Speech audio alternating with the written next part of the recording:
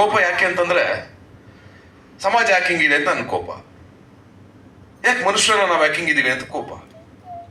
ಯಾಕೆ ನಾವೆಲ್ಲರೂ ಒಟ್ಟಾಗಿರಕ್ಕಾಗಲ್ಲ ಅಂತ ಕೋಪ. ಯಾಕೆ ಎಲ್ಲರೂ ನಾವು ಖುಷಿಯಾಗಿರಕ್ಕಾಗಲ್ಲ ಅಂತ ಕೋಪ. ಯಾಕೆ ನಾವೆಲ್ಲರೂ ಒಂದೇ ಅಂತ ಬದುಕಕ್ಕಾಗಲ್ಲ ಅಂತ ನನ್ನ ಕೋಪ. ಯಾಕೆ ನೀವು ಮಾತ್ರ ತಿಂತಾ ಇದೀರಾ ಉಣ್ತಾ ಇದೀರಾ ಅಂತ ನನ್ ಕೋಪ. ಯಾಕೆ ನಮ್ಮ ಮಕ್ಕಳಿಗೆ ಮಾತ್ರ ಬಟ್ಟೆ ಇಲ್ಲ, ಒಳ್ಳೆ ಬಟ್ಟೆ, ನಮ್ಮ ಮಕ್ಕಳಿಗೆ ಮಾತ್ರ ಎಜುಕೇಶನ್ ಇಲ್ಲ ಅಂತ ನನ್ನ ಕೋಪ. ಯಾಕೆ ನೀವು ಕಾರ್ ಮೇಲೆ ಕಾರಲ್ಲೇ ಓಡಾಡಬೇಕು ಅಂತ ನನ್ನ ಕೋಪ. ಯಾಕೆ ನಾನು ಕಾಲ್ ಮೇಲೆ ಕಾಲು ಹಾಕೊಂಡ್ರೆ ನಿಮ್ಗೆ ಬೇಜಾರಾಗುತ್ತೆ ಅಂತ ನನ್ನ ಕೋಪ. ನೀವು ಕಾಲ್ ಮೇಲೆ ಕಾಲು ಹಾಕೊಂಡು ಕೂತ್ಕೊಂಡಾಗ ನಾನು ಸುಮ್ಮನಿರ್ಬೇಕು. ನಾನು ಕಾಲ್ ಮೇಲೆ ಕಾಲು ಹಾಕೊಂಡು ಕೂತ್ಕೊಂಡಾಗ ನಿಮ್ಗೆ ಯಾಕೆ ಈಗ ಹರ್ಟ್ ಆಗುತ್ತೆ, ಅದು ನನ್ನ ಕೋಪ. ನಮ್ಮ ಸತೀಶ್ ಸರ್ ದಯವಿಟ್ಟು ವೇದಿಕೆ ಮೇಲೆ ಬರಬೇಕು. ವಿಶ್ ಮಾಡಿ ಸಾಂಗ್ ಲಾಂಚ್ ಅನ್ನೋದಕ್ಕೇನೆ ಒಂದು ಅದ್ಭುತವಾಗಿರೋ 2 ಸಾಲು ಹೇಳಿದ್ರಿ. ಇನ್ನು ಹಾಡ್ ನೋಡಿದ್ಮೇಲೆ ಏನ್ ಮಾತಾಡ್ತೀರಾ ಅಂತ ನಮಗೂ ಸಿಕ್ಕಾಪಟ್ಟೆ ಕ್ಯೂರಿಯಾಸಿಟಿ ಇದೆ. ನಮಸ್ಕಾರ ಎಲ್ರಿಗೂ. ಹಾಡು ನೋಡಿದ್ಮೇಲೆ ಮಾತಾಡಕ್ಕೆ ಏನೂ ಇಲ್ಲ. ಆಕ್ಚುಲಿ ಇಲ್ಲಿ ಕವಿರಾಜ್ ಅವರ ಮಾತುಗಳೇ ಅದ್ಭುತವಾಗಿತ್ತು. ಆಮೇಲೆ ಪೂರ್ಣ ಆ್ಯಂಡ್ ಇಡೀ ತಂಡ ಒಟ್ಟಾರೆಯಾಗಿ ಸಿನಿಮಾ ಹೊಸದಷ್ಟೇ, ಅನುಭವ ಯಾರಿಗೂ ಏನು ಹೊಸದಲ್ಲ. ಎಲ್ಲರೂ ಅನುಭವಿಸ್ತಾರೆ. ಇಲ್ಲಿರೋರು ಭಾಳ ಚೆನ್ನಾಗಿ ತಿಳ್ಕೊಂಡಿರೋರು, ಜರ್ನಿ ಮಾಡಿರೋರು, ಕಷ್ಟಗಳನ್ನ ನೋಡಿರೋರು, ಬದುಕಲ್ಲಿ ಸಹಿಸ್ಕೊಂಡವರು, ಸೋತವರು, ಸೋಲು ಉಂಡವರು, ಕೆಳಗೆ ಬಗ್ಗದವರು, ಬಾಗದವರು ಎಲ್ಲರೂ ನಮ್ಮ ಜೊತೆಗಿದ್ದಾರೆ ಇವತ್ತು. ಅದರಲ್ಲಿ ನಾನು ನಿಮ್ಮಲ್ಲಿ ಒಬ್ಬ, ನಾನು ಹೊರತಲ್ಲ ನಿಮಗೆ. ಆ್ಯಂಡ್ ಅಫ್ಕೋರ್ಸ್ ಒಂದೊಂದು ವರ್ಗದಲ್ಲಿ ನಾವೆಲ್ಲರೂ ಒಂದೊಂದು ಕಡೆ ಎಲ್ಲರೂ ಬಾಗಿದ್ದೀವಿ, ಬೆನ್ನು ಬಾಗಿಸಿದ್ದೀವಿ. ನನಗೆ ಯಾಕೆ ರೋಷ ಆವೇಶ ಅಂತ ಎಲ್ಲರೂ ಕೇಳ್ತಾರೆ. ನನ್ನಲ್ಲಿ ಸ್ವಲ್ಪ ಕೋಪ ಜಾಸ್ತಿ, ಅದೇ ನನ್ನ ವೀಕ್ ಪಾಯಿಂಟ್ ಅಂದ್ರೂ ನಮ್ಮ ಪೂರ್ಣ ಮತ್ತೊಬ್ಬರು ಎಲ್ಲರೂ ಹೇಳ್ತಾ ಇರ್ತಾರೆ ನನಗೆ. ಅಂದ್ರೆ ನನ್ನ ಕೋಪನೇ ನನಗೆ ವೀಕ್ ಪಾಯಿಂಟ್ ಅಂತ. ಅಫ್ಕೋರ್ಸ್ ಇರಲಿ. ನನ್ನ ಕೋಪ ಯಾಕೆ ಅಂತಂದ್ರೆ ಸಮಾಜ ಯಾಕೆ ಹಿಂಗಿದೆ ಅಂತ ನನ್ನ ಕೋಪ. ಯಾಕೆ ಮನುಷ್ಯರನ್ನ ನಾವು ಯಾಕೆ ಹಿಂಗಿದೀವಿ ಅಂತ ಕೋಪ. ಯಾಕೆ ನಾವೆಲ್ಲರೂ ಒಟ್ಟಾಗಿರಕ್ಕಾಗಲ್ಲ ಅಂತ ಕೋಪ. ಯಾಕೆ ಎಲ್ಲರೂ ನಾವು ಖುಷಿಯಾಗಿರಕ್ಕಾಗಲ್ಲ ಅಂತ ಕೋಪ. ಯಾಕೆ ನಾವೆಲ್ಲರೂ ಒಂದೇ ಅಂತ ಬದುಕಕ್ಕಾಗಲ್ಲ ಅಂತ ನನ್ನ ಕೋಪ. ಯಾಕೆ ನೀವು ಮಾತ್ರ ತಿಂತಾ ಇದೀರಾ ಉಣ್ತಾ ಇದೀರಾ ಅಂತ ನಮ್ಮ ಕೋಪ. ಯಾಕೆ ನಮ್ಮ ಮಕ್ಕಳಿಗೆ ಮಾತ್ರ ಬಟ್ಟೆ ಇಲ್ಲ, ಒಳ್ಳೆ ಬಟ್ಟೆ, ನಮ್ಮ ಮಕ್ಕಳಿಗೆ ಮಾತ್ರ ಎಜುಕೇಶನ್ ಇಲ್ಲ ಅಂತ ನನ್ನ ಕೋಪ. ಯಾಕೆ ನೀವು ಕಾರ್ ಮೇಲೆ ಕಾರಲ್ಲೇ ಓಡಾಡಬೇಕು ಅಂತ ನನ್ನ ಕೋಪ. ಯಾಕೆ ನಾನು ಕಾಲ್ ಮೇಲೆ ಕಾಲು ಹಾಕೊಂಡ್ರೆ ನಿಮ್ಗೆ ಬೇಜಾರಾಗುತ್ತೆ ಅಂತ ನನ್ನ ಕೋಪ. ನೀವು ಕಾಲ್ ಮೇಲೆ ಕಾಲು ಹಾಕೊಂಡು ಕೂತ್ಕೊಂಡಾಗ ನಾನು ಸುಮ್ಮನಿರ್ಬೇಕು. ನಾನು ಕಾಲ್ ಮೇಲೆ ಕಾಲು ಹಾಕೊಂಡು ಕೂತ್ಕೊಂಡಾಗ ನಿಮ್ಗೆ ಯಾಕೆ ಈಗ ಹರ್ಟ್ ಆಗುತ್ತೆ, ಅದು ನನ್ನ ಕೋಪ. ಈ ಸಮಾನತೆಯನ್ನ ಅವತ್ತಿಂದ ಫೈಟ್ ಮಾಡ್ತಾ ಬಂದಿರೋದು ಮನುಷ್ಯ ಕುಲ. ಅದು ಅಂಬೇಡ್ಕರ್ ಒಬ್ಬರಲ್ಲ. ಭೂಮಿ ಯಾವಾಗ ಜನಿಸ್ತೋ ಅಲ್ಲಿಂದ ಅಸಮಾನತೆ ಶುರುವಾಯಿತು. ಒಬ್ಬೊಬ್ಬರು ಮನುಷ್ಯರಲ್ವೇ ವೈಮನಸ್ಸು, ಅಸೂಯೆ, ಇದನ್ನೇ ತುಂಬ್ಕೊಂಡು ಬದುಕ್ತಾ ಬದುಕ್ತಾ ಬದುಕ್ತಾ ಅದು ಬ್ಲಾಸ್ಟ್ ಆಗ್ತಾ ಬಂತು ಅಷ್ಟೇ. ಅದಕ್ಕೊಬ್ರು ಅಂಬೇಡ್ಕರ್ ಹುಟ್ಟಿದ್ರು, ಸಂವಿಧಾನ ಬರೆದ್ರು. ಅಯ್ಯೋ ದಡ್ರ, ಏನ್ರಯ್ಯ ಇಷ್ಟೆಲ್ಲ ಕಡೆ ಹಿಡಿದಿದ್ದೀರಾ, ಫ್ಲೈಟು, ಮಣ್ಣು, ಮಸಿ, ಕ್ಯಾಮ್ರಾ, ಅದು ಇದು ಎಲ್ಲ ಕಡೆ ಹಿಡಿದಿದ್ದೀರಾ, ಏನ್ರೋ ದಡ್ರ, ನಿಮ್ಗೊಂದು ಸಂವಿಧಾನ ಬರಿಬೇಕಲ್ರೋ, ನೀವೆಲ್ಲ ಆರಾಮಾಗಿರಿ ಅನ್ನೋದಕ್ಕೆ, ನೀವು ಖುಷಿಯಾಗಿರಿ, ಬಡ್ದಾಡ್ಬೇಡಿ, ನೆಮ್ಮದಿಯಾಗಿರಿ ಅನ್ನೋದಕ್ಕೆ ನಿಮ್ಗೊಂದು ಸಂವಿಧಾನ ಬರಿಬೇಕಾ ಅಂತ ಅಂಬೇಡ್ಕರ್ ಬರೆದ್ರು. ಮಹಾತ್ಮರು ಬಂದ್ರು, ಹುತಾತ್ಮರು ಬಂದ್ರು, ದೊಡ್ಡ ದೊಡ್ಡ ವ್ಯಕ್ತಿಗಳು ಬಂದ್ರು, ನಮ್ಮ ತಾಯಿ, ನಮ್ಮ ತಂದೆ, ಸುತ್ತ ಇರೋರು ಎಲ್ಲರೂ ಹೇಳಿದ್ರು ಬಡ್ದಾಡ್ಬೇಡಿ ಕಣ್ರೆ, ನಾವೆಲ್ಲ ಒಂದೇ. ಮೊನ್ನೆ ತಾನೇ ಕನಕದಾಸ ಜಯಂತಿ. ಕುಲ ಕುಲ ಕುಲವೆಂದು ಹೊಡೆದಾಡಿದ್ರಿ, ನಿಮ್ಮ ಕುಲದ ನೆಲೆಯೇನಾದರೂ ಬಲ್ಲಿರ ಬಲ್ಲಿರ ಅಂತ ಯೋಗರಾಜ್ ಭಟ್ರು ಒಂದು ಹಾಡು ಬರೆದಿದ್ರು, ತುಂಬಾ ಚೆನ್ನಾಗಿದೆ, DNA ಅಂತ. ಆ ಹಾಡು ಯೂಟ್ಯೂಬ್ ಅಲ್ಲಿ ಕೇಳಿ, ಚೆನ್ನಾಗಿದೆ ಅದು. ನಮ್ಮ DNA ಮೂಲ ಹುಡುಕ್ತಾ ಹೊಟ್ರೆ ನಾವ್ ಎಲ್ಲಿವರು ಅಂತ ಯಾರಿಗೂ ಗೊತ್ತಾಗಲ್ಲ. ಯಾವುದೋ ದೇಶದ ಯಾವುದೋ ಕಂಟ್ರಿಯ ಯಾವುದೋ ಮೂಲೆಯಲ್ಲಿ ನಮ್ದು ಯಾವುದೋ DNA ಸಿಗುತ್ತೆ, ನಾವು ಅಲ್ಲಿಯವರು ಅಂತ. ಆ DNA ಹುಡುಕೋದ್ರಿಂದಲೇ ಸಿಗ್ತೀವಿ ನಾವು. ನಾನು ಶ್ರೇಷ್ಠ, ನೀವು ಶ್ರೇಷ್ಠ, ನಾನು ದೊಡ್ಡವನು ಅನ್ನೋದ್ರಲ್ಲಿ ನಮ್ಮ ಇಡೀ ಬದುಕು ಕಳ್ಕೊಂಡು ಅದಕ್ಕೆ ಫೈಟ್ ಮಾಡಿ ನಮ್ಮ ಮಕ್ಕಳ ತಲೆಗೂ ತುಂಬಿ ಅದನ್ನು ಪಾಸ್ ಮಾಡಿ ಮುಂದಿನ ಜನರೇಷನ್ಗೂ ತುಂಬಿ ಯಾರು ನೆಮ್ಮದಿಯಾಗಿರ್ಬಾರ್ದು ನಮ್ಮ ಸಮಾಜದಲ್ಲಿ. ಹಂಗ್ ಮಾಡಿ ಮುಂದಕ್ಕೆ ಹೋಗ್ತಾ ಇದ್ದೀವಿ.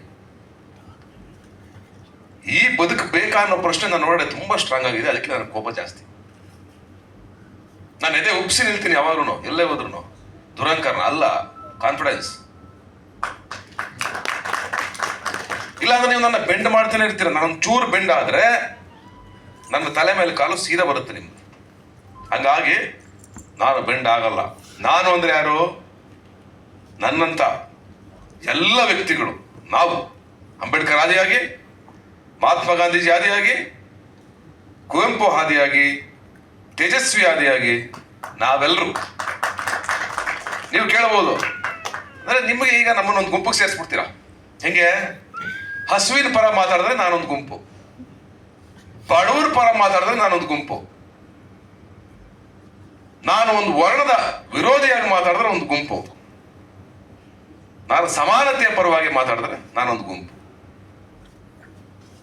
ಪರವಾಗಿಲ್ಲ, ನಾನು ಆ ಗುಂಪಲ್ಲಿರೋದಕ್ಕೆ ತುಂಬಾ ಹೆಮ್ಮೆ ಪಡ್ತೀನಿ. ಇದನ್ನ ವಿರೋಧಿಸೋರು ಎಷ್ಟೋ ಜನ ಬಂದ್ರು ಕತ್ತಿ ತಗೊಂಡು ಹೊಡೆದಾಡ್ತೀನಿ ಅಂತ ಹೇಳಲ್ಲ ನಾನು. ನಿಮ್ಮನ್ನ ಕನ್ವಿನ್ಸ್ ಮಾಡಬೇಕು, ನಿಮ್ಮನ್ನ ಬದಲಾಯಿಸ್ಬೇಕು. ಆ ಜವಾಬ್ದಾರಿ ನಮ್ಮ ಮೇಲಿದೆ. ಆ ಬದಲಾಯಿಸ್ತೀವಿ, 100% ಬದಲಾಯಿಸ್ತೀವಿ. ಅದು ಇಲ್ಲಿ ಕೂತಿರೋ ಎಲ್ಲರೂ ನಾವು ಬದಲಾಯಿಸಕ್ ಆಗಲ್ಲ. ಇಬ್ಬರು ಎದ್ದಿರ್ತಾರೆ ಅಲ್ಲಿ. ನನ್ನಂತವನು ಒಬ್ಬ ಇಲ್ಲಿ ಕೂತಿರ್ತಾನೆ, ಅಲ್ಲೊಬ್ರು ಕೂತಿರ್ತಾರೆ, ಅಲ್ಲೊಬ್ರು ಕೂತಿರ್ತಾರೆ. ಅವರಷ್ಟು ಜನ ಇಡೀ ಸರ್ಕಲ್ ಕವರ್ ಮಾಡ್ತಾರೆ. ಅದೇ ನಂಬಿಕೆ. ಆ ನಂಬಿಕೆ ಮೇಲೆನೆ ಇಡೀ ಭೂಮಿ ಬದುಕ್ತಾ ಇರೋದು. ಈ ಭೂಮಿ ಯಾರು ಸೊತ್ತು ಅಲ್ಲ. ಅದನ್ನ ಯಾವಾಗ್ಲೂ ಹೇಳ್ತಾ ಇರ್ತೀನಿ ನಾನು. ನಾವೇ ಬಾರ್ಡರ್ ಹಾಕಿರೋದು, ನಾವೇ ಲೈನ್ ಹಾಕೊಂಡಿರೋದು, ನಾವೇ ಸೆಕ್ಯೂರಿಟಿ ಹಾಕೊಂಡಿರೋದು, ನಾವೇ ಬಯಸ್ತರಾಗಿ ಸೆಕ್ಯೂರಿಟಿ ಹಾಕೊಂಡು ನಮ್ಮನ್ನು ನಾವು ಕಾಯ್ತಾ ಇರೋದು. ಯಾಕಂದ್ರೆ ಅಷ್ಟು ನಾವು ಸರಿ ಇಲ್ಲ ಅಂತ ಅರ್ಥ. ಯಾವ ಪ್ರಾಣಿಗಳು ಬಾರ್ಡರ್ ಹಾಕೊಂಡಿಲ್ಲ, ಯಾವ ಪಕ್ಷಿಗಳು ಬಾರ್ಡರ್ ಹಾಕೊಂಡಿಲ್ಲ. ಆಸ್ಟ್ರೇಲಿಯಾದಿಂದ ಇಲ್ಲಿಗೆ ಪಕ್ಷಿಗಳು ಹಾರ್ ಬರ್ತವೆ, ಯಾವ ಬಾರ್ಡರ್ ಇಲ್ಲ. ನಮಗೆಲ್ಲ ಬಾರ್ಡರ್ ಇದೆ. ಈ ಗಡಿಯನ್ನು ದಾಟೋದು ಯಾವಾಗ? ನಾವು ವಿಶ್ವಮಾನವರಾಗೋದು ಯಾವಾಗ? ಅದಕ್ಕೆಲ್ವ ಕುವೆಂಪು ಬರೆದಿದ್ದು. ಎಲ್ಲ ಓದ್ತೀವಿ ಅಷ್ಟೇ. ಕುವೆಂಪು ಇಷ್ಟ ಬರೀ ಫೋಟೋದಲ್ಲಿ ಮಾತ್ರ, ಅನಂತಮೂರ್ತಿ ಇಷ್ಟ ಬರೀ ಫೋಟೋಗೆ ಮಾತ್ರ. ಎಲ್ಲಿ ಸರ್ಕಾರಿ ಸ್ಕೂಲಲ್ಲಿ 2 ಫೋಟೋ ಇರುತ್ತೆ, ಇಲ್ಲ ವಿಧಾನಸೌಧದಲ್ಲಿ 2 ಫೋಟೋ ಇರುತ್ತೆ ಎಲ್ರದ್ದು. ಯಾರು ಇವರು? ಯಾರು ಗೊತ್ತಿರಲ್ಲ. ಹೆಂಗ್ ಗೊತ್ತು? ಕುವೆಂಪು ಚಿಕ್ಕ ವಯಸ್ಸಲ್ಲಿ ಹೇಳ್ಕೊಡಿದ್ರು ಕುವೆಂಪು ಅಷ್ಟೇ. ಕುವೆಂಪು ಏನ್ ಮಾಡಿದ್ರು? ಏನನ್ನ ಹೇಳಿದ್ರು? ಅಂಬೇಡ್ಕರ್ ಏನ್ ಮಾಡಿದ್ರು? ಏನನ್ನ ಹೇಳಿದ್ರು? ಒಂದೊತ್ತು ಹಸ್ಕೊಂಡಿರಿ ನೀವು, ಆ ದುಡ್ಡಲ್ಲಿ ಶಿಕ್ಷಣ ಕೊಡಿ ಅಂತ ಹೇಳಿದ್ರು ಮಕ್ಕಳಿಗೆ. ಈ ಸೆನ್ಸಿಬಿಲಿಟಿ ನಾವು ಬೆಳೆಸ್ಕೊಳ್ಳಿಲ್ಲ ಅಂತಂದ್ರೆ ಏನ್ ಬದಲಾವಣೆ ಬರುತ್ತೆ ಸಮಾಜದಲ್ಲಿ? ಯಾರಿಗೂ ಪೇಷನ್ಸ್ ಇಲ್ಲ ಇವತ್ತು. ಯಾರ ಮಾತು ಕಳೆದೋಗಿದೆ ಅದು. ನಾವು ಕೂತ್ಕೊಂಡು ಕೇಳ್ತೀವಿ. ಆಕ್ಚುಲಿ ಏನ್ ಹೇಳ್ತಾ ಇದಾರೆ ಕವಿರಾಜ್ ಅವರು, ಏನೋ ಹೇಳ್ತಾ ಇದಾರೆ ಇಂಪಾರ್ಟೆಂಟ್, ಕೇಳಿಸ್ಕೊಳ್ಳೋಣ. ಆ ಕಿವಿಗಳೇ ಮುಚ್ಚೋಗಿದಾವೆ. ನೀವು ಯಾವ ಜಾತಿ ಅಂತ ಹೇಳ್ಬೇಡಿ, ಯಾವ ಧರ್ಮ ಅಂತ ಹೇಳ್ಬೇಡಿ, ಎಲ್ಲಾ ಜಾತಿ ಎಲ್ಲಾ ಧರ್ಮದಲ್ಲೂ ಅದಾಗಿದೆ. ಆ ಒಳಗಿನ ಅರಿವನ್ನೇ ಮುಚ್ಕೊಂಡ್ಬಿಟ್ರೆ ನಾವು, ಯಾವ ಕ್ರಾಂತಿ, ಯಾವ ಹಾಡುಗಳು, ಯಾವುದೇ ಸಿನಿಮಾಗಳು ಬಂದ್ರು ಅದನ್ನ ಓಪನ್ ಮಾಡಕ್ಕಾಗಲ್ಲ. ಆ ಬಾಗಲ್ನ ಓಪನ್ ಮಾಡಕ್ಕಾಗಲ್ಲ. ಆ ಬಾಗಿಲು ಓಪನ್ ಆಗ್ಬೇಕು, ಅದನ್ನ ಓಪನ್ ಮಾಡ್ಕೋಬೇಕು. ಅವಾಗ ಎಲ್ಲಿ ಓಪನ್ ಆಗುತ್ತೆ ಅಂದ್ರೆ ಅದಕ್ಕೊಂದೇ ಕೀ ಇರೋದು, ಮನುಷ್ಯತ್ವದ ಕೀ. ಆ ಮನುಷ್ಯತ್ವದ ಕೀ ನಮ್ಮ ಜೊತೆಗೆ ಇರೋವರೆಗೂ ಈ ಡೋರ್ ಓಪನ್ ಇರುತ್ತೆ. ಆ ಮನುಷ್ಯತ್ವದ ಕೀನೇ ಮರ್ತು ಬಿಟ್ರೆ ನಾವು ಯಾವ ಡೋರ್ ಓಪನ್ ಆಗಲ್ಲ. ಇವತ್ತಿನ ಈ ಹಾಡು ಬಹಳ ಮುಖ್ಯ ಆಗುತ್ತೆ. ಅಂಡ್ ಕವಿರಾಜ್ ಅವ್ರು ಬರೆದಾಗ ಅಫ್ಕೋರ್ಸ್ ಅದಕ್ಕೆ ಒಂದು ಅರ್ಥ ಬರುತ್ತೆ. ಅವರೇ ಬರ್ದಿದ್ದು ಕರೆಕ್ಟ್. ಅದನ್ನ ಕೆಲವೊಂದು ಕೆಲಸಗಳನ್ನ ಯಾರು ಮಾಡ್ಬೇಕು? ಅವರೇ ಮಾಡ್ಬೇಕು. ಅದಕ್ಕೆ ಅವರೇ ರೈಟ್ ಪರ್ಸನ್. ಕವಿರಾಜ್ ಅವರ ಪೆನ್ನಿಂದ ತುಂಬಾ ಬರೆಯುತ್ತಿದೆ. ಅವ್ರ ಹೋರಾಟದ ಹಾದಿ ನೋಡ್ತಾ ಇದ್ದೀನಿ ನಾನು. ಸತ್ಯವಾದ, ಸಜ್ಜನವಾದ ಹೋರಾಟದ ಹಾದಿ. ಅದೆಷ್ಟೋ ಜನರಿಗೆ ಸ್ಫೂರ್ತಿ ಆಗುತ್ತೆ. ಅಂಡ್ ಅಫ್ಕೋರ್ಸ್ ಅವ್ರ ಪೆನ್ನಿಂದ ಬರೆದಿರೋ ಒಂದೊಂದು ಲೈನ್ಗಳು ಕೂಡ ಸತ್ಯ. ಅವ್ರು ಕೇಳ್ತಾ ಇದ್ರು ನನಗೆ, ಹಾಡು ಹಿಟ್ ಆಗುತ್ತಾ ಅಂತ. ಹಾಡು ಹಿಟ್ ಆಗುತ್ತಾ ಬಿಡುತ್ತಾ ನಮ್ಗೆ ಬೇಡ. ಸಿನಿಮಾ ಹಿಟ್ ಆಗುತ್ತಾ ಬಿಡುತ್ತಾ ಬೇಡ. ನಮ್ಮ ಕರ್ತವ್ಯ ನಾವು ಮಾಡಬೇಕು. ಮುಂದೊಂದು ದಿವಸ ಎಲ್ಲೋ ನಿಂತ್ಕೊಂಡಾಗ, ಏನಕ್ಕೋ ನಮ್ಗೆ ಯಾವುದೋ ಒಂದು ಪ್ರೊಟೆಸ್ಟ್ಗೋ ಒಂದು ಈವೆಂಟ್ ಅಲ್ಲಿ ನಿಂತಾಗ ಒಂದು ಹಾಡ್ಬೇಕು ಅಂದಾಗ ಅಂಥದ್ದೊಂದು ಹಾಡ್ಬೇಕು ನಮ್ಗೆ. ಸಿನಿಮಾ ಹಾಡು ಹಿಟ್ಟಾಗುತ್ತಾ ಫೇಲ್ಯೂರ್ ಆಗುತ್ತಾ ಅದೆಲ್ಲ ಕೌಂಟ್ ನಮ್ಗೆ ಬೇಡ. ಸಿನಿಮಾನೂ ಅಷ್ಟೇನೆ. ಇತಿಹಾಸ ತೆಗೆದು ನೋಡಿದಾಗ ಇಂಥರ ಸಿನಿಮಾಗಳು ಇದೆಯಾ ಅಂತಂದಾಗ ಆ ಲಿಸ್ಟಲ್ಲಿ ಬರ್ಬೇಕಲ್ಲ ಸಿನಿಮಾ. ಗೆಲುವು ಸೋಲು ನಮ್ಮ ಕೈಲಿ ನಿಮ್ಮ ಕೈಲಿ ಇಲ್ಲ. ಸಿನಿಮಾ ಮಾಡೋದಷ್ಟೇ ನಮ್ಮ ಕೈಲಿರೋದು. ಆ ಕಾನ್ಫಿಡೆನ್ಸ್ ಇರೋ ಹುಡುಗರು ಹುಟ್ಟಬೇಕಲ್ಲ. ಹಂಗೆ ಒಬ್ಬ ಅರುಣ್ ತುಂಬಾ ಕಾನ್ಫಿಡೆನ್ಸ್ ಇರುವಂತ ಹುಡುಗ. ಅವನೊಳಗಡೆ ಒಂದು ಸೈಲೆನ್ಸ್ ಇದೆ. ಆದ್ರೆ ಸಿನಿಮಾದಲ್ಲಿ ಆ ಫೈರ್ ಕಾಣಿಸ್ತಾ ಇದೆ. ಅವ್ನು ಜಾಸ್ತಿ ಮಾತಾಡಲ್ಲ. ನನ್ನ ಮೀಟ್ ಮಾಡಿರೋದು ಒಂದು 5-6 ಸಲ ಮೀಟ್ ಮಾಡಿದೀವಿ. ಅವ್ನು ತುಂಬಾ ಕಡಿಮೆ ಮಾತುಗಾರ. ಬಟ್ ಅವನೊಳಗಡೆ ಸಿಕ್ಕಾಪಟ್ಟೆ ಫೈರ್ ಇದೆ. ಆ ಫೈರೇ ಧೀರ ಭಗತ್ ರಾಯ್. ಅಂಡ್ ಅಫ್ಕೋರ್ಸ್ ಯಾವಾಗ ನನಗೆ ಅನಿಸ್ತಿತ್ತು, ನನ್ಗೆ ಯಾಕೆ ಸ್ಕ್ರಿಪ್ಟ್ಗಳು ಹೇಳಲ್ಲ? ನನಗೆ ಕೇಳ್ತಾ ಇರ್ತಾರೆ ಹುಡುಗರು, ಅಣ್ಣ ನೀವು ಈ ತರ ಸಿನಿಮಾ ಮಾಡಬೇಕು, ನೀವು ಈ ತರ ವಿಚಾರದವರು, ನೀವು ಯಾಕೆ ಅಂಬೇಡ್ಕರ್ದ ಒಂದು ಸಿನಿಮಾ ಮಾಡಲ್ಲ, ನೀವು ಯಾಕೆ ಜೈವಿ ಮನ ತರದ ಒಂದು ಸಿನಿಮಾ ಮಾಡಲ್ಲ, ನೀವು ಯಾಕೆ ಹಸುರನ್ ತರದ್ದು ಒಂದು ಸಿನಿಮಾ ಮಾಡಲ್ಲ ಅಂತ ತುಂಬಾ ಜನ ಕೇಳಿದ್ದಾರೆ ನನಗೆ. ಆ ಪ್ರಶ್ನೆ ಸಿಕ್ಕಾಪಟ್ಟೆ ಬಂದಿದೆ ನನಗೆ. ಅದನ್ನ ಓಪನ್ ಆಗಿ ಮಾತಾಡ್ತೀನಿ ನಾನು. ಆ ಪ್ರಶ್ನೆ ಬಂದಾಗ ನನಗೆ ಸೀರಿಯಸ್ ಆಗಿ ಹೇಳ್ತೀನಿ, ನನಗೆ ಆ ಥರ ಸಬ್ಜೆಕ್ಟ್ಗಳು ಇದುವರೆಗೂ ಬಂದಿಲ್ಲ. ನಾನೇ ವೆಯ್ಟ್ ಮಾಡ್ತಾ ಇದ್ದೀನಿ, ತುಂಬಾ ಕಾಲದಿಂದ ಕಾಯ್ತಾ ಇದ್ದೀನಿ. ಅದಕ್ಕೆ ಒಬ್ಬ ಒಳ್ಳೆ ನಿರ್ದೇಶಕ ಬೇಕು, ಅಷ್ಟೇ ಚೆನ್ನಾಗಿ ಟೆಕ್ನಿಷಿಯನ್ಸ್ ಬೇಕು, ಅದಕ್ಕೆ ಅಷ್ಟೇ ಕ್ವಾಲಿಟಿ ಕೊಡ್ಬೇಕು ನಾವು. ಒಂದು ಹಸುರನ್ ಲೆವೆಲ್ಗೋ, ಒಂದು ಯಾವುದೋ ಮಾರಿ ಸೆಲ್ವರಾಜನ್ ಸಿನಿಮಾಗಳ ಥರನೋ, ಒಂದು ಪಾರಂಜಿತ್ ಸಿನಿಮಾಗಳ ಥರನೋ ಆ ಲೆವೆಲ್ ಸಬ್ಜೆಕ್ಟ್ಗಳು ಬರಬೇಕು. 100% ನಾನು ರೆಡಿ ಮಾಡೋದಕ್ಕೆ. ನಾನು ಮಾಡ್ತೀನಿ. ಆ ಹಿಂಜರಿಕೆ ಮುಜುಗರ ನನಗೆ ಯಾವುದೂ ಇಲ್ಲ. ನಾನು ನಿಮ್ಮೊಳಗೆ ಒಬ್ಬ.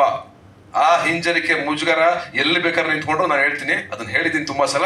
ನನಗೆ ಆ ಭಯನೇ ಇಲ್ಲ. ಎದೆನೇ ಉಬ್ಬಿಸ್ಕೊಂಡು ನಿಂತ್ಕೊಂಡವನಿಗೆ ಇಲ್ಲಿ ಗುಂಡು ಹೊಡಿತಾರೆ ಅಂತ ಭಯ ಪಡ್ತೀವಾ? ಇಷ್ಟೆಲ್ಲ ಮಾತಾಡಿದ್ಮೇಲೆ ಗುಂಡು ಹೊಡಿತಾರೆ ಅಂತ ಭಯ ಪಡ್ತೀವಾ?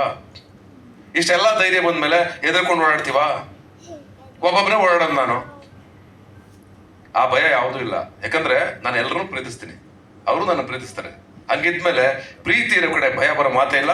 ಇನ್ನು ಎರಡನೇದಾಗಿ ಸಿನಿಮಾ ವಿಷಯಕ್ಕೆ ಬರ್ತೀನಿ, ಮುಗಿಸ್ತೀನಿ ಸ್ಟಾರ್ಟ್ ಆಗಿ. ಸಿನಿಮಾ ತೀರ ಭಗತ್ ರಾಯ್ ಯಾಕೆ ಖುಷಿ ಆಗುತ್ತೆ ಅಂತಂದ್ರೆ, ಫಸ್ಟ್ ಟೈಮ್ ಕನ್ನಡದಲ್ಲಿ ಈ ತರ ಒಂದು ಸಮುದಾಯದ ಹೋರಾಟವನ್ನ, ಸಮಸ್ಯೆಗಳನ್ನ ಇಟ್ಕೊಂಡು ಧೈರ್ಯವಾಗಿ ಮಾತುಗಳ ಮುಖಾಂತರ, ನಾವು ವಿಜುವಲ್ ಮುಖಾಂತರ ನಾವು ಕಟ್ಟುತ್ತಾ ಇಷ್ಟು ಚೆನ್ನಾಗಿ ಬೋಲ್ಡ್ ಆಗಿ ಮಾಡೋದಕ್ಕೆ ನಿಮ್ಮೆಲ್ಲರ ಧೈರ್ಯಕ್ಕೆ ನಿಮ್ಗೆಲ್ರಿಗೂ ಮೆಚ್ತೀನಿ. ಈ ಧೈರ್ಯ ಮಾಡ್ಬೇಕಾಗಿತ್ತು, ಯಾವತ್ತೋ ಮಾಡ್ಬೇಕಾಗಿತ್ತು. ಸುಮಾರಷ್ಟು ಸಿನಿಮಾಗಳು ಬರ್ಬೇಕಾಗಿತ್ತು, ಬಂದಿಲ್ಲ. ಈಗ ನಿಮ್ಮ ಮೊದಲನೇ ಸಿನಿಮಾ ಆಗ್ತಾ ಇದೆ, ಅದು ನಾಂದಿ ಆಗ್ಲಿ ಅಂಡ್ ನಾನು ಮಾಡೋ ತರ ಆಗ್ಲಿ ಅಂತ ಹೇಳಕ್ ಇಷ್ಟಪಡ್ತೀನಿ. ಅಂಡ್ ಅಫ್ಕೋರ್ಸ್ ನಮ್ಮ ಪ್ರವೀಣ್ ಗೌಡ್ರು ಬಹಳ ದೊಡ್ಡ ವಿಷಯ. ನೀವು ಈ ತರ ಒಂದು ಸಬ್ಜೆಕ್ಟ್ಗೆ ಅರುಣ್ ಅವರನ್ನ ನಂಬಿ ಅಂಡ್ ಇಡೀ ತಂಡ ನಂಬಿ ಇಷ್ಟು ದುಡ್ಡನ್ನ ಅಂದ್ರೆ ಸಿಕ್ಕಾಪಟ್ಟೆ ಹಾಕಿದ್ರೆ ಗೊತ್ತಾಗುತ್ತೆ, ತುಂಬಾ ಖರ್ಚು ಮಾಡಿದೀರಾ. ಒಳ್ಳೇದಾಗ್ಲಿ, ಸಿನಿಮಾ ಕೂಡ ಕಮರ್ಷಿಯಲ್ ಆಗಿ ಗೆಲ್ಲಿ sir. And of course hero heroine ಇಬ್ರು ತುಂಬಾ ಆಸೆಗಳಿಂದ ಈ ಸಿನಿಮಾ ನೋಡ್ತಾ ಇದ್ದಾರೆ, ಅವ್ರಿಬ್ಬರಿಗೂ ಒಳ್ಳೇದಾಗ್ಲಿ. ಅಫ್ಕೋರ್ಸ್ ನೀವು ಯಾವತ್ತು ನನ್ನಿಂದ ಏನಾದ್ರೂ ಸಣ್ಣ, ನಮ್ಮಿಂದ ಏನ್ ದೊಡ್ಡ ಸಹಾಯ ಆಗುತ್ತೋ ಗೊತ್ತಿಲ್ಲ, ನಾನು ಆ ಮಟ್ಟಕ್ಕೆ ಬೆಳಿಲಿ ಅಂತ ನಿಮ್ಮೆಲ್ಲರ ಕೇಳ್ಕೊತೀನಿ. ನನ್ನ ಬೆಳೆಸಿ ಅಂತ ನಾನು ಕೇಳ್ಕೊತೀನಿ. ಯಾಕೆ ಗೊತ್ತಾ, ಆ ಮಟ್ಟಕ್ಕೆ ಹೋಗ್ಬೇಕು ನಾನು. ಆ ಮಟ್ಟಕ್ಕೆ ಹೋದಾಗ ನಾವು ಬಂದು ನಿಂತ್ಕೊಂಡಾಗ ಒಂದು ಕ್ಷಣ ನಿಮ್ ಜೊತೆ ಬಂದು ನಿಂತ್ಕೊಂಡಾಗ ಇದು ಲಕ್ಷಾಂತರ ಜನ ಸಿನಿಮಾ ನೋಡ್ತಾರ ಆಗ್ಬೇಕು. ಅದು ನನ್ನ ಆಶಯ. ನಾನು ಯಾಕೆ ಬೆಳಿಬೇಕು ಅಂತಂದ್ರೆ, ನಾವ್ ಯಾಕೆ ಬೆಳಿಬೇಕು ಅಂದ್ರೆ ನಮ್ಮಿಂದ ಇನ್ನೊಂದು 100 ಜನ ಬೆಳಿಬೇಕು. ಆ ಕಾರಣಕ್ಕೆ ನಾವು ಬೆಳಿಬೇಕು. ಆ ಆಶೀರ್ವಾದ, ನಿಮ್ಮ ಪ್ರೀತಿ ನಮ್ಮ ಮೇಲೆ ಇರಲಿ. ಅಂಡ್ ಅಫ್ಕೋರ್ಸ್ ಪೂರ್ಣ ನನ್ನ ಆತ್ಮೀಯ, ನನ್ನ ಸ್ನೇಹಿತ, ನನ್ನ ಬಂಧು, ನನ್ನ ತಮ್ಮ, ನನ್ನ ಅಣ್ಣ, ಎಲ್ಲವೂ ಕೂಡ ತಾಯಿ ಹೃದಯ. ಅಂಡ್ ಅಫ್ಕೋರ್ಸ್ ನನ್ನ ಅವರ ಸ್ನೇಹ ಸಾಕಷ್ಟು ವರ್ಷಗಳದ್ದು, 10 ವರ್ಷಗಳದ್ದು. ಪೂರ್ಣ ಅಂದ್ರೆ ಯಾವಾಗಲೂ ನನಗೆ ಒಂದು ಎಮೋಷನಲ್ ಪಾಯಿಂಟ್. ಪೂರ್ಣ ನನಗೆ ಏನು ಕರೆದ್ರು, ಮಧ್ಯರಾತ್ರಿ ಕರೆದ್ಬಿಟ್ಟು ಸತೀಶ್ ಹಿಂಗೊಂದಿದೆ ಅಂತಂದ್ರೆ ನಾನು ಯಾವತ್ತೂ ಅದ್ರ ಡಿಸ್ಕಷನ್ನೇ ಮಾಡಿಲ್ಲ. ಏನ್ ಕೇಳಿದ್ರು ಡಿಸ್ಕಷನ್ನೇ ಮಾಡಿಲ್ಲ. ಎಲ್ಲಿ ಪೂರ್ಣ, ಆಯ್ತು ಪೂರ್ಣ ಬರ್ತೀನಿ. ಓಕೆ, ಏನ್ ಮಾಡ್ಬೇಕು ಪೂರ್ಣ, ಇದೊಂದು ಅಡುಗೆ ಬಿಡಿ, ಮಾಡ್ತೀನಿ ಪೂರ್ಣ. ಏನೇನು ಮಾಡ್ಬೇಕು ಪೂರ್ಣ, ಆಯ್ತು ಪೂರ್ಣ ಮಾಡ್ತೀನಿ. ಅಷ್ಟು ಸಲಿಗೆ, ಅಷ್ಟು ನಮ್ಮ ಮನೆಯವರು, ಪೂರ್ಣ ಆಗಲಿ, ಕಾವ್ಯ ಆಗಲಿ ಅಂಡ್ ಮಕ್ಕಳಾಗಲಿ, ಎಲ್ಲರೂ ನನ್ನ ಫ್ಯಾಮಿಲಿ ಅವರು. ಅಂಡ್ ಅಫ್ಕೋರ್ಸ್ ತುಂಬಾ ಒಳ್ಳೆ ಫ್ಯಾಮಿಲಿ, ತುಂಬಾ ಒಳ್ಳೆ ಜನ. ಪೂರ್ಣನ ಇದೆಲ್ಲವನ್ನು ಮಿಗಿಲಾಗಿ ಪೂರ್ಣ ಹಠವಾದಿ ಅಂಡ್ ಹಸ್ವಿರವನು. ಅಂಡ್ ಪೂರ್ಣ ಬರೀ ಸಿನಿಮಾ ಅಂತ ಬರೀ ಮ್ಯೂಸಿಕ್ ಮಾಡಲ್ಲ, ಸ್ಕ್ರಿಪ್ಟ್ ಒಳಗಡೆ ತೋರ್ಕೊಳ್ಳೋದಾಗ್ಲಿ, ನಮ್ಮೊಳಗಡೆ ತೋರ್ಕೊಳ್ಳೋದಾಗ್ಲಿ, ಒಂದು ಡಿಸ್ಕಷನ್ ಆಗಲಿ, ಒಂದು ಎಥಿಕ್ಸ್ ಬಂದಾಗಲಿ, ಸ್ನೇಹಿತರನ್ನ ಬಿಟ್ಕೊಡ್ದಂಗೆ, ಯಾವ ಸ್ನೇಹಿತರನ್ನು ಬಿಟ್ಕೊಡ್ದಂಗೆ ಗಟ್ಟಿಯಾಗಿ ನಿಂತ್ಕೊಳ್ಳೋದಾಗ್ಲಿ, ಬಂದು ಅಪ್ಕೊಳ್ಳೋದಾಗ್ಲಿ, ಅದೆಲ್ಲವೂ ಪೂರ್ಣ ಕ್ಯಾರೆಕ್ಟರ್. ಪೂರ್ಣ ಅದು ನಿಮ್ಮನ್ನ ಒಂದು ತೂಕ ನಮ್ಮ ಕಣ್ಣಲ್ಲಿ ಯಾವಾಗಲೂ ಕರ್ಕೊಂಡು ನಿಲ್ಸಿದೆ. ನಾವ್ ಯಾವತ್ತೂ ನಿಮ್ಮನ್ನ ಕೆಳಗಡೆ ನೋಡೋಕೆ ಸಾಧ್ಯನೇ ಇಲ್ಲ. Best of luck. ತುಂಬಾ ಚೆನ್ನಾಗಿ ಮಾಡಿದಿರ ಹಾಡು ಅಂಡ್ ತುಂಬಾ ಚೆನ್ನಾಗಿ ಅಭಿನಯಿಸಿದಿರ ಇಬ್ರು, ನವೀನ ನೀವಿಬ್ರು. ಅಂಡ್ ಆ ನವೀನನು ತುಂಬಾ ಚೆನ್ನಾಗಿ ಆಡಿದ್ದಾನೆ. ಇದಿಷ್ಟು ಒಂಥರ ಸಂಪೂರ್ಣವಾದ ವೇದಿಕೆ ಇದು. ಬಹಳ ಖುಷಿ ಆಯ್ತು ನಾನು ಬಂದಿದ್ದಕ್ಕೆ. ಅಂಡ್ ಅಫ್ಕೋರ್ಸ್ ಅಷ್ಟು ಮಾತಿತ್ತು ನಮ್ಗೆ ಆಡೋದಕ್ಕೆ. ಹಾಗಾಗಿ ನಿಮ್ಗೆಲ್ರಿಗೂ ಒಳ್ಳೇದಾಗ್ಲಿ. ತೀರ ಭಗತ್ ರಾಯ್ ಗೆದ್ದು ಬರಲಿ. ಅಂಬೇಡ್ಕರ್ ಅವರ ಕಿಡಿಯಾಗಿ ಅಂಡ್ ಕೂಡಿಯಾಗಿ. Thank you. ಅದಕ್ಕೆ ನಾವು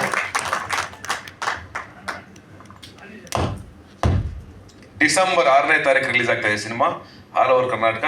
ದಯಮಾಡಿ ಎಲ್ಲರೂ ನೋಡಿ ಸಿನಿಮಾನ ಗೆಲ್ಸಿ. Thank you. Thank you so much sir. ಅದಕ್ಕೆ ನಾವು ಇಂಟ್ರಪ್ಟ್ ಮಾಡಲಿಲ್ಲ ಎಲ್ಲರೂ. ಅದಷ್ಟು